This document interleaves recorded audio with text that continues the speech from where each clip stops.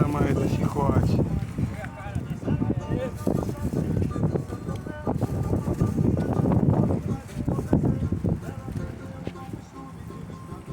Aí, ó. Tamanho da Bora tu poçar. Chama cansar bem, né? Tem um pulsar mais, acho que não vai dar certo não, viu?